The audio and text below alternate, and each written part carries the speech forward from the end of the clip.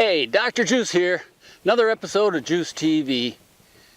You know, it's deer season, so I want to discuss some biology that's going to help you in your deer hunting. That has to do with the deer scent glands. Now, I've resurrected some chronicles from the old Dr. Juice archives, videos we did in the early 80s. These scent glands haven't changed. Some of the animation has, and some of that's a little campy, and we'll take a look at some of that. But it could be the tarsal gland. They're doing rub urination, putting that scent down into their scrape. Or it could be the pre-orbital gland. They're putting that on the overhanging branch, using that to scent their area. It could be the interdigital gland. That's what they use for tracking. The forehead gland, sediferous glands all through their forehead that they're putting on their rub. Or the metatarsal gland. That's secreting fear pheromones when they're frightened. That's on the lateral fibula. And it has anastomoses that heat it up when they're frightened. These glands, understanding them, is going to help with your deer hunting. So let's head up the road and take a look. Hi, I'm Dr. Juice, and I've got some important things to tell you about deer hunting with scent. Understanding the biology of the deer is going to be real important in helping you bag that buck. One of the most important senses that a deer has is his nose. His nose can smell 1,000 times better than ours. It's giving him information constantly about things like food, fear, sex. His nose is more important than even his eyesight or his hearing.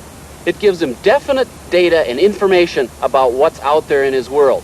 Understanding more about his nose is going to help you bag more deer. The third major scent gland on the hind leg is called the interdigital gland. It's located in the front between the hoofs.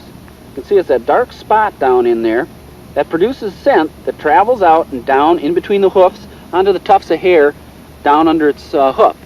It's used mainly for tracking, does tracking their fawns early in life.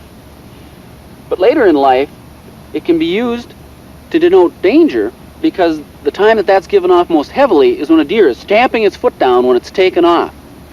If you're going to use an interdigital scent, be real careful of the dosage. Now, as we move down the leg, the next scent gland we come to is called the metatarsal gland. It's on the lateral side of the hind leg, and it's surrounded by white hair, and it's a gland down in the middle. It's dark. It's about 2 centimeters long. Now, this gland is completely different than the tarsal gland. That's because it's under voluntary control. It's surrounded by erecti pili muscles that can close or open the gland. It's not constantly open like the tarsal gland is. When it opens up this gland, what it's giving off is a fear scent. One of these scent glands is the pre-orbital gland. Right here in front of the eye, the deer during the rut is rubbing this on the overhanging branch of the scrape, along with the forehead glands. There's sediferous glands all through the forehead skin of the deer. That's why they choose a scrape area with an overhanging branch that they chew on and that they rub between their antlers. The buck puts his scent on there, letting other bucks know that's his territory, as well as letting the doe know he's there. One of the most important scent glands that a deer has is the tarsal gland.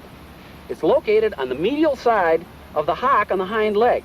Now, this is a tuft of hair, and it's got brown material that comes from sediferous glands that are located down in the skin. It's coming out to the surface, and the deer constantly is letting this odor out. It can intensify it by doing what's called rub urination, where it rubs the tarsal gland with the other side and urinates onto it, putting more scent down on the ground. This scent is how a deer identifies an individual of its own species. And that's why the Dr. Juice deer attractant is based on this tarsal gland scent and the forehead scent. You know, the deer smells this Dr. Juice deer attractant. It's kind of like you coming in the house and smelling a cigar. And you know your wife doesn't smoke cigars.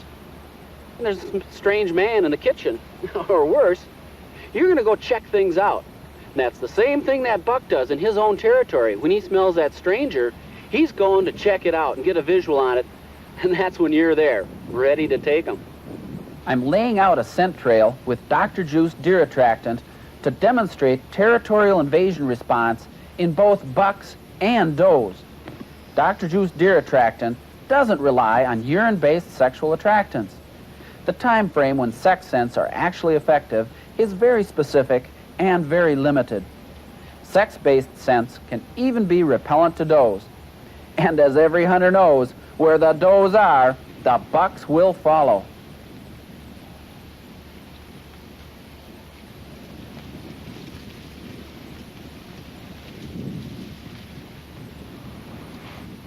Experienced hunters may be familiar with urine-based sex scents, but sex is far from the only odor that can bring big bucks running.